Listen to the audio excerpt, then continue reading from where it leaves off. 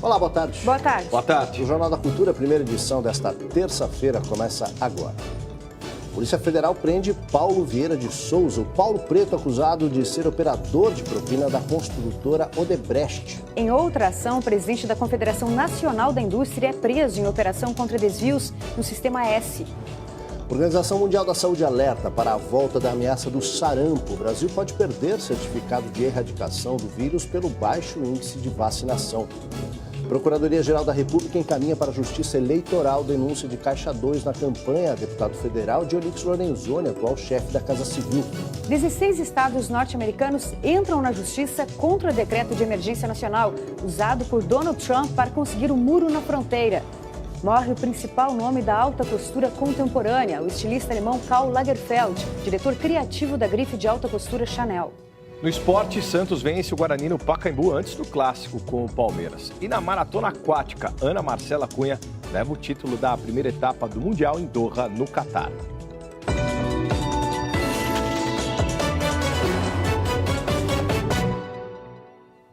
O Brasil tem hoje quase 5 milhões de desalentados, aquelas pessoas desempregadas que desistiram de procurar trabalho.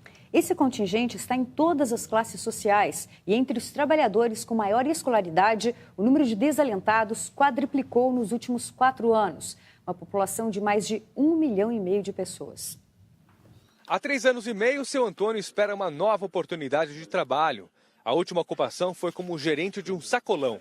De lá para cá, uma longa caminhada atrás de emprego. Mas de tanto ouvir não... Eles só te entrevistam, a maioria das vezes nem isso, só pegam o seu currículo. Pede para você aguardar e você tem que ficar aguardando em casa. Acabou dando uma desanimada. Eu estou aqui um tempinho sem conseguir nada e tinha até parado de procurar. A PNAD, Pesquisa Nacional por Amostragem de Domicílio, aponta que entre 2014 e setembro do ano passado, 1.270.000 trabalhadores qualificados com pelo menos 10 anos de estudo caíram no desalento, ou seja, desistiram de procurar emprego. Com a economia em recessão desde 2014, o número de desempregados no Brasil chega a 12.200.000 pessoas, segundo o IBGE. Mas mesmo com falta de vagas, boa parte dos que deixaram de procurar emprego se arriscam em trabalhar por conta própria. Essa é a conclusão que chegou esse consultor de RH com mais de 30 anos de experiência. Muitos deles migraram para o empreendedorismo, com pequenas microempresas para prestar serviço, seja ele como técnicos ou prestação mais bruta. Então, houve uma migração na abertura de MEIs, pequenas empresas. Entre um bico e outro, seu Antônio procurou se reciclar. Consegui fazer um curso também agora de segurança e estou tentando novamente ver se eu consigo. O consultor dá dicas para pessoas como o seu Antônio. Tem 3 pontos fundamentais. Um deles sempre é estar atualizado. Cursos, buscar cursos, inovações, a própria internet, né, aberta dá essa condição. Então, buscar conhecimento.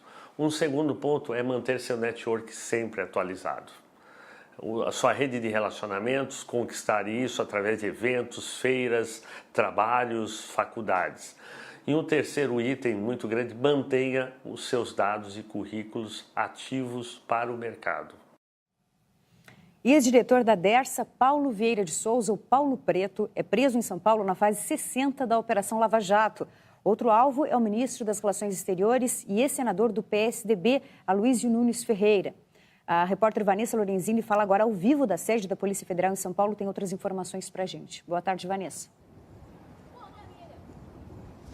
Oi, Ana, boa tarde. Ao todo, 46 agentes da Polícia Federal cumpriram mandados em 10 locais, nas cidades de São Paulo, São José do Rio Preto, Guarujá e Ubatuba.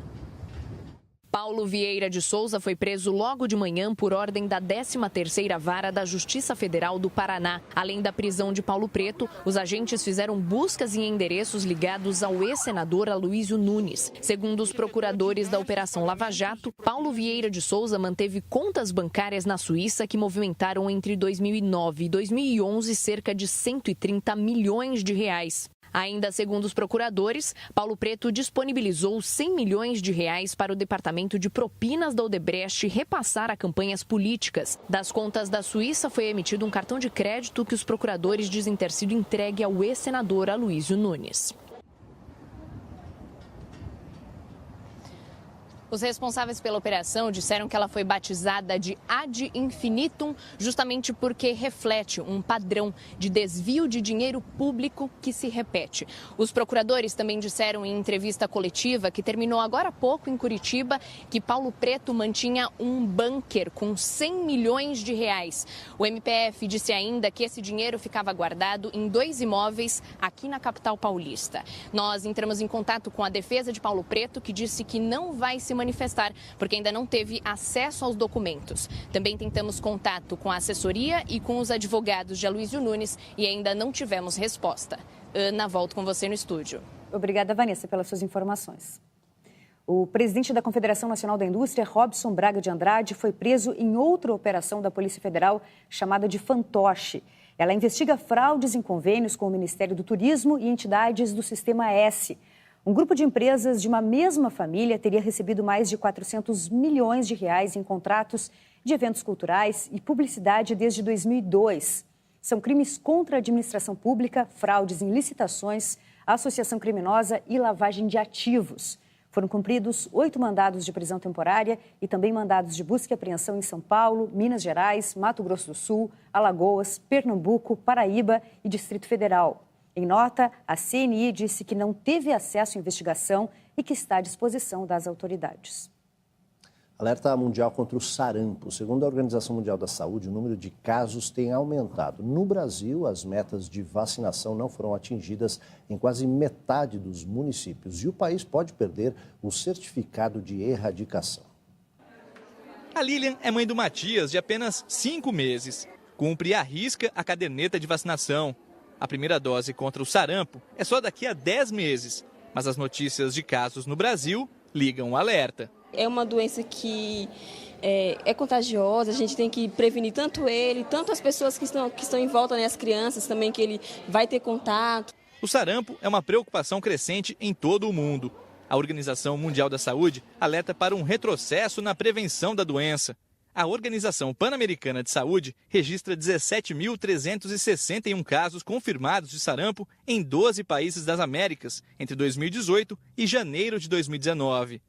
O maior número está no Brasil.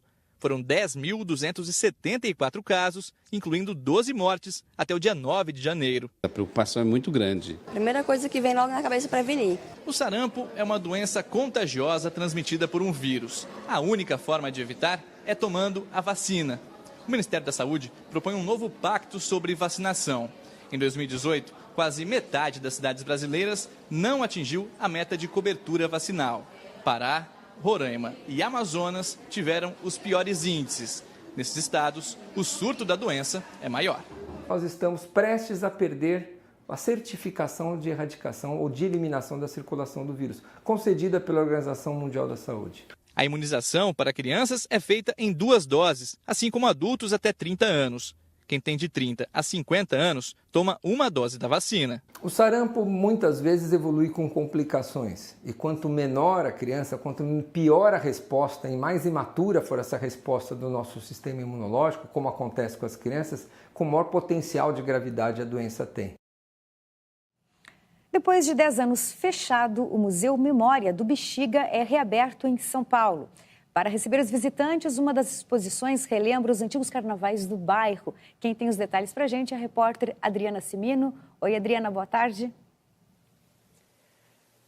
Oi, Ana, uma boa tarde a você, boa tarde a todos. Na exposição Mumbi abre os baús dos antigos carnavais. É possível conhecer cerca de 2.000 itens que fazem parte da memória da folia aqui em São Paulo. Algumas dessas relíquias estão expostas, a gente vai mostrar para vocês agora aqui com a Veranice Rodrigues, que é presidente da Associação Mumbi. Vera, mostra para a gente alguns dos destaques da exposição. Boa tarde. Boa tarde. Aqui nós temos alguns objetos do João Rubião, que é o antigo Adoniran Barbosa, os objetos pessoais doados pela esposa dele, a dona Matilde. Aqui nós temos o selo de comemoração à música popular brasileira, com o rosto dele, de 94. Aqui nós temos a sandália, sapato da Carmen Miranda, né? Depois nós temos os objetos aqui, tem os instrumentos bem antigos, como vocês podem ver, foi até feito numa lata de café, que é os primeiros instrumentos do Vai-Vai. Temos aqui os objetos da velha guarda do Vai-Vai, onde o Armandinho fez parte, onde o Armandinho já foi presidente do Vai-Vai. Tá certo. Nosso fundador. Legal, muito obrigada pelas suas informações, Vera. É bastante coisa para mostrar aqui. Quem quiser conhecer, pode vir visitar o museu, que abre aos fins de semana, das 10 da manhã às 4 horas da tarde. A entrada é gratuita, Ana. Obrigada, Adriana, pelas suas informações. Aldo.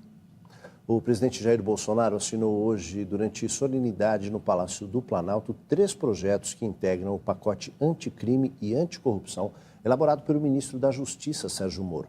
Mas com o medo de não passar no Congresso, o governo fatiou o pacote. Os projetos que devem seguir ainda hoje para discussão pelos deputados e senadores não têm a parte referente à criminalização do Caixa 2 eleitoral. A equipe do ministro da Casa Civil, Onyx Lorenzoni, responsável pela interlocução do governo com o Congresso, avaliou que a resistência de parlamentares à criminalização do Caixa 2 poderia colocar em risco todo o pacote proposto pelo ministro da Justiça, Sérgio Moro, para combater a corrupção, o crime organizado e a violência nas cidades. Parte dos parlamentares, entre eles o próprio Onyx Lorenzoni, é alvo de investigação por doações não contabilizadas em campanhas. Atualmente, o Caixa 2 não é crime, mas apenas uma infração ao Código Eleitoral. O projeto de Sérgio Moro torna essa prática crime e prevê pena de 2 a 5 anos de prisão para quem movimentar recursos nas campanhas fora da contabilidade exigida pela Justiça Eleitoral. O fatiamento da proposta, deixando o Caixa 2 para outra etapa, deve facilitar a tramitação da parte mais ampla do pacote anticrime, que envolve 14 leis. Além disso, a ideia do governo é de que o projeto anticrime tramite lentamente no Congresso e seja votado depois da tramitação da reforma da Previdência, que deverá ser apresentada esta semana pelo presidente Jair Bolsonaro.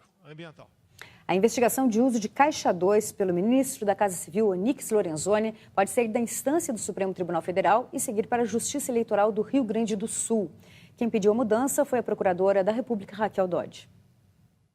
A investigação se refere ao uso de Caixa 2 para a campanha de Onyx Lorenzoni para deputado federal em 2014. O ministro da Casa Civil admitiu ter obtido da JF R$100 mil não declarados à Justiça Eleitoral.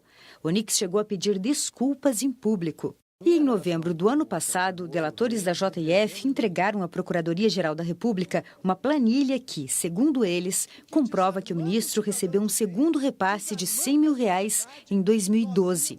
O ministro nega ter recebido esse dinheiro. Raquel Dodge pediu que o caso deixe o Supremo e siga para o Tribunal Eleitoral do Rio Grande do Sul. A decisão será analisada pelo relator do caso, ministro Marco Aurélio Mello. O governo federal pretende passar um pente fino nas aposentadorias por invalidez. Além de economizar, a área econômica também quer aproximar os números brasileiros aos níveis mundiais. Mas a realidade do trabalhador daqui é mais precária. Realizar tarefas de casa não é fácil.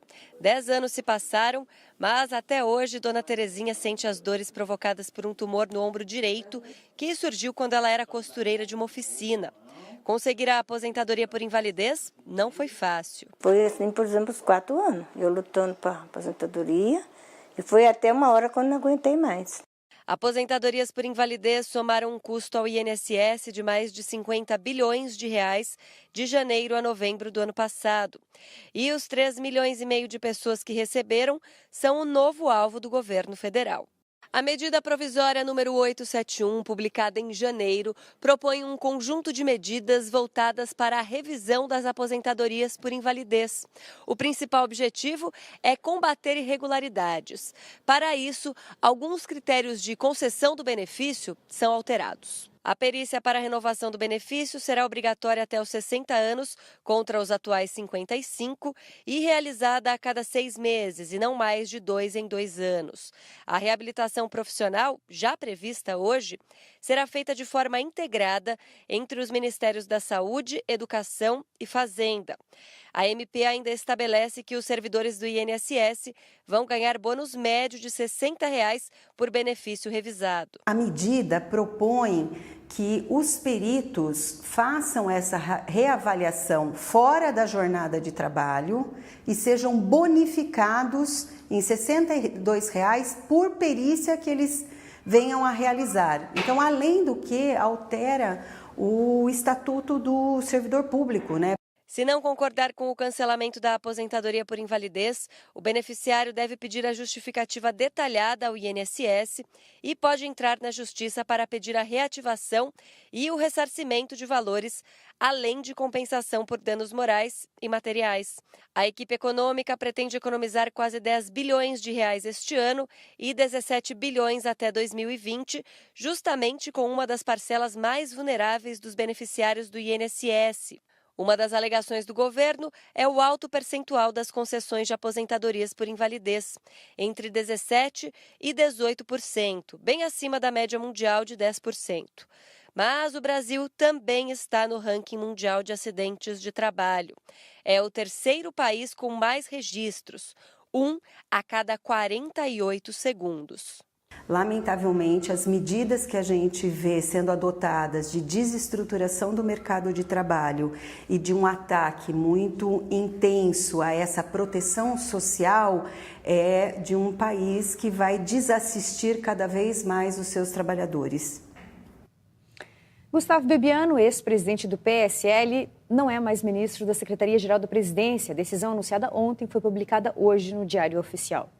O motivo que poderiam ser as candidaturas laranja do partido do presidente ou a acusação de mentiroso feita por Carlos Bolsonaro, filho do mandatário, não foi revelado pelo porta-voz da presidência. Ele se limitou a dizer que a demissão de um agente público como um ministro por um presidente que no regime democrático sempre deve explicações à cidadania é coisa de foro íntimo. A demissão do secretário-geral da presidência, Gustavo Bebiano, foi anunciada no início da noite. Excelentíssimo senhor presidente da República, Jair Messias Bolsonaro, decidiu exonerar, nesta data, no cargo de ministro da Secretaria-Geral da Presidência da República, o senhor Gustavo Bebiano Rocha. O motivo da exoneração do ministro Bebiano é de foro íntimo do nosso presidente. Para o lugar de Bebiano foi indicado o general Floriano Peixoto Neto. Ele ocupava o posto de secretário executivo da pasta. Meia hora após o anúncio da demissão, o presidente divulgou um vídeo numa rede social. Seu trabalho foi importante para o nosso êxito. Agradeço ao senhor Gustavo pelo esforço e empenho quando exerceu a direção nacional do PSL e continuo acreditando na sua seriedade e qualidade do seu trabalho. Reconheço também sua dedicação e esforço durante o período que esteve no governo.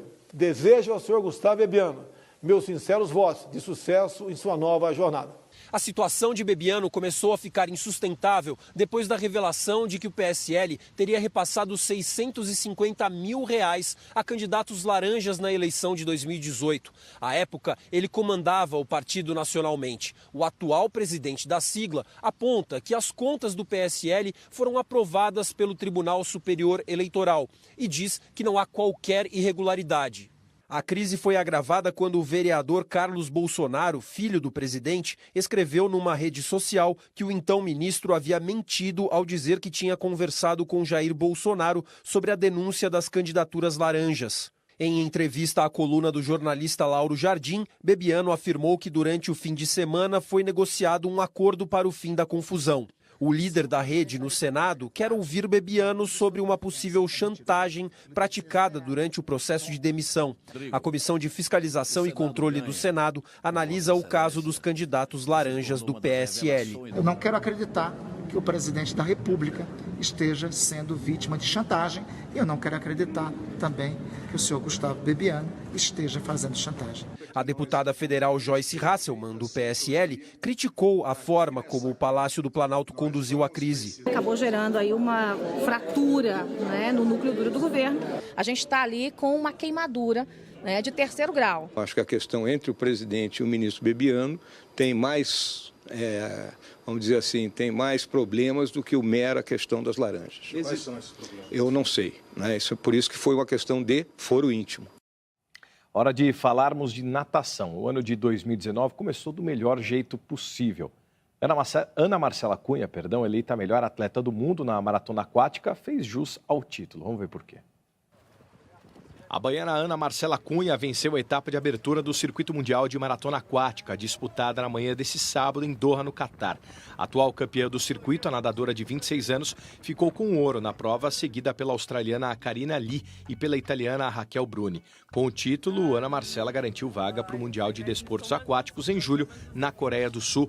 Essa foi a 43ª medalha de Ana Marcela na história da competição e a 20ª de ouro, que a fazem ser a mais premiada do evento em todos os tempos. Já na prova masculina, o Brasil esteve longe do pódio. A disputa definiu os 2 brasileiros que representarão o país no Mundial de Gwangju, Alain do Carmo e Vitor Colonese. O vencedor foi o alemão Florian Wellbrook, que com o tempo de 1h52:21 começa a temporada 2019 na liderança do ranking geral. A seguir, 16 estados norte-americanos entram na justiça contra o decreto de emergência nacional usado por Donald Trump para conseguir um muro na fronteira. E a morte do estilista alemão Karl Lagerfeld, diretor criativo da grife de alta costura Chanel e um dos ícones da moda internacional. A gente volta já.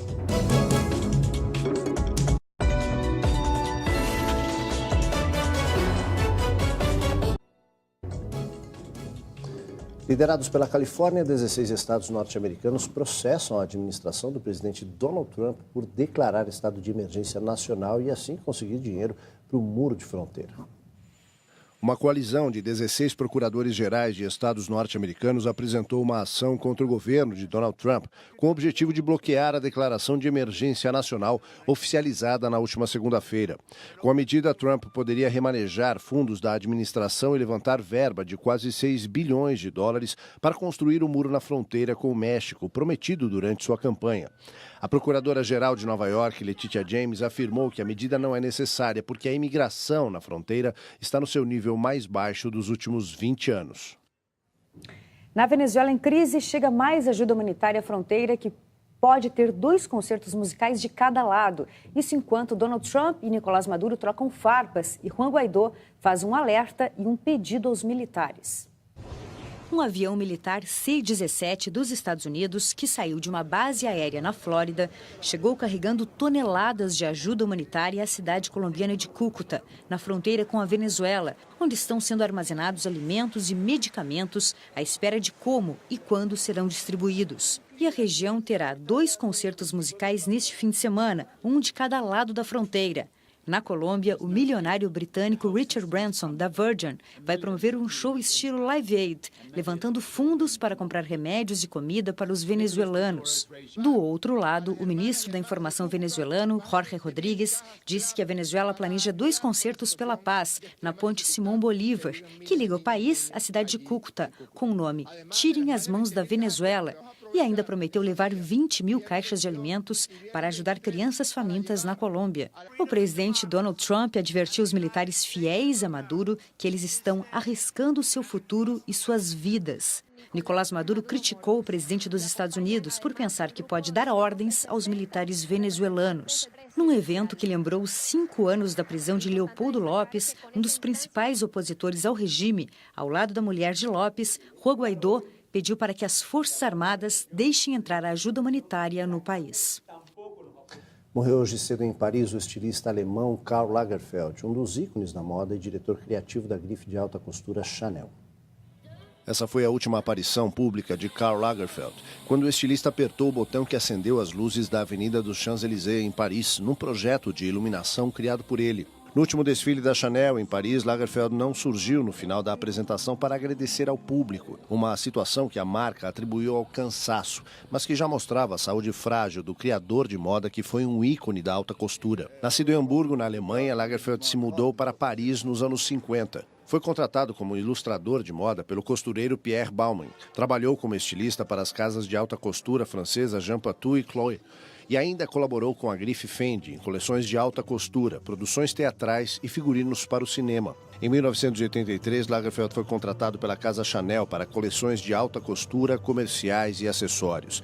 Diretor criativo da Chanel, ele dizia que se uma pessoa é elegante, ela é elegante de jeans e camiseta. É tudo uma questão de atitude. Karl Lagerfeld tinha 85 anos de idade e na segunda-feira deu entrada num hospital em Paris para uma internação de urgência. A causa da morte do estilista ainda não foi revelada. Ontem à noite teve jogo pelo Campeonato Paulista e um novo artilheiro do campeonato também. Vamos ver. O Santos teve muita dificuldade de passar pela eficiente marcação do Guarani. O Peixe não conseguiu colocar a velocidade dos últimos jogos para trocar passes e parou no bloqueio armado por Osmar Loss. Mas, aos poucos, cresceu nos minutos finais. O gol saiu aos 37 do primeiro tempo com boa troca de passes. Cueva tocou para Vitor Ferraz, que encontrou Carlos Sanches na área. O uruguaio bateu cruzado e o artilheiro Jean Mota desviou, sexto dele no Paulistão. O Peixe ampliou nos minutos finais do segundo tempo. Aos 35, Jean Mota cobrou falta e marcou o segundo. E aos 40, Rodrigo de cabeça fechou o placar. Estamos por aqui, uma ótima tarde para você. Agora você acompanha o programa Panorama. Tchau e até amanhã. Até amanhã, tchau.